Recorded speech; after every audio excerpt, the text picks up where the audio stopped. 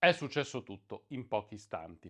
Lo sguardo rivolto al cielo per osservare le frecce tricolori che volavano e pochi secondi dopo un inferno di fiamme dentro l'abitacolo. È così che è morta la piccola Laura Origliasso, la bambina che con la famiglia era in marcia nei pressi dell'aeroporto Torino-Caselle e che è stata coinvolta in un disastroso incidente aereo. Sono quelle catastrofi che portano a tutta una serie di riflessioni che però affronteremo dopo. I fatti che conosciamo sono questi. Ieri pomeriggio una pattuglia di 5 aeroplani delle Frecce Tricolori avrebbe dovuto partecipare a uno show acrobatico a Vercelli, di fronte a un pubblico di almeno 4.000 persone, ma pochi secondi dopo il decollo un pilota, il maggiore Oscar Del Do, segnala al caposquadra di avere un problema al motore e si sgancia dalla formazione composta da lui e altri 4 compagni. La pattuglia era decollata alle 16:52, un aereo dopo l'altro in successione, dalla pista 36 di Torino Caselle. L'aereo che precipiterà si chiama Pony 4. Durante gli show occupa la posizione a sinistra più arretrata della formazione a triangolo tipica delle Frecce e pochi secondi dopo il decollo inizia a seguire una traiettoria propria, all'inizio controllata, poi impicchiata. Il pilota si eietta con il seggiolino pochi istanti prima che il muso dell'aereo punti deciso verso il suolo, nell'ultimo momento utile per ridurre al minimo il danno provocato dall'incidente. L'Aermacchi MB339, questa è la sigla di produzione, si schianta all'interno del perimetro dell'aeroporto, si incendia e alcuni suoi rottami sfondano il reticolato a protezione dello scalo venendo catapultati in strada. Questi e altri detriti colpiscono l'automobile sulla quale viaggia la famiglia Origliasso.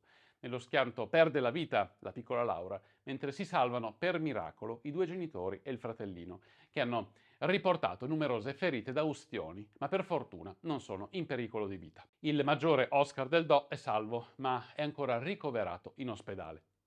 Il resto della pattuglia fa subito marcia indietro, torna verso l'aeroporto di Torino Caselle, in cui però viene negato l'atterraggio per 2 volte e quindi si dirige a Milano Linate, dove atterra senza problemi. Questi sono i fatti presunti per quanto è stato possibile ricostruire nelle prime ore della tragedia, che saranno accertati dalla procura di Ivrea con a capo Gabriella Viglione, che è già titolare delle indagini dell'incidente ferroviario di Brandizzo del 30 agosto scorso.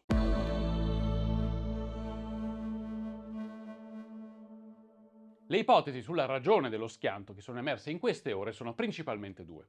La prima è un guasto meccanico dell'aeroplano, che avrebbe portato il motore a fermarsi in modo del tutto autonomo, mentre la seconda, quella ritenuta più probabile in questa prima fase di indagini, parla di una collisione con alcuni uccelli che passavano sopra l'aeroporto. Secondo la stampa, di cui come sempre vi lascio qui sotto le fonti in descrizione, soltanto 6 secondi dopo il decollo, il maggiore Oscar Del Do avrebbe comunicato al caposquadra di avere un problema al motore e di aver patito un bird strike, uno scontro con degli uccelli. La tragica conseguenza in questo caso con l'aeroplano a bassa quota, ancora lento e dotato di un solo motore, è spesso inevitabile.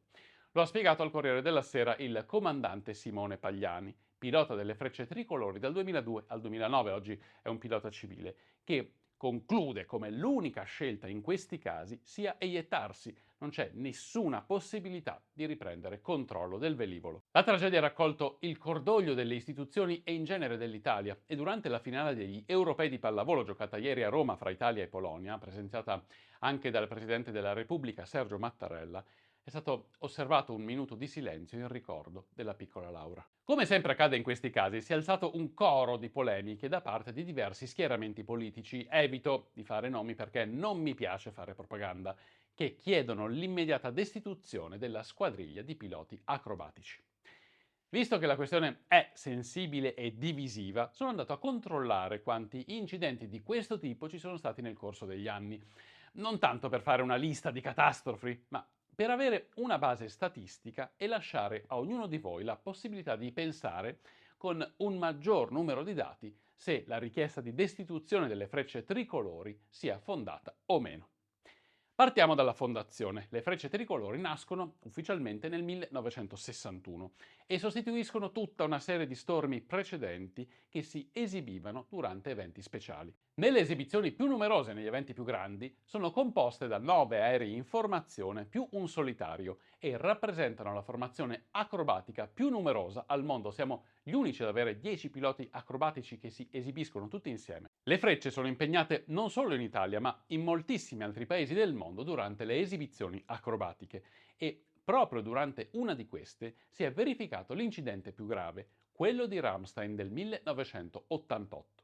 Durante il volo per la figura a cardioide, un cuore disegnato da due aeroplani attraverso il quale passa il solitario, nel mezzo come fosse una freccia che lo colpisce, di fronte a tribune e prato con circa 300.000 spettatori, tre aeroplani si scontrarono e caddero sulla folla, uccidendo 67 persone e ferendone 346, oltre ai tre piloti morti nell'incidente, per un disastro che portò la Germania Ovest a proibire le esibizioni aeree per 3 anni e a nuove regole sulla distanza minima da tenere durante le esibizioni.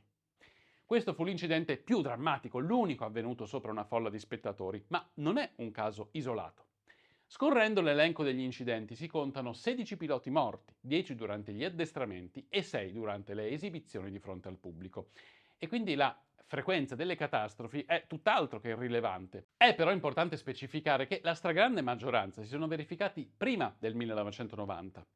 Degli incidenti totali delle frecce tricolore, che hanno coinvolto 28 aeroplani in tutto, 26 sono caduti fra il 1961 e il 1988 e solo due sono precipitati in date successive, quello del 27 ottobre del 2002 e quello odierno del 16 settembre del 2023. Naturalmente sono due incidenti in più di quelli che sarebbero dovuti accadere, ma andiamo a vedere anche il numero di esibizioni che vengono svolte.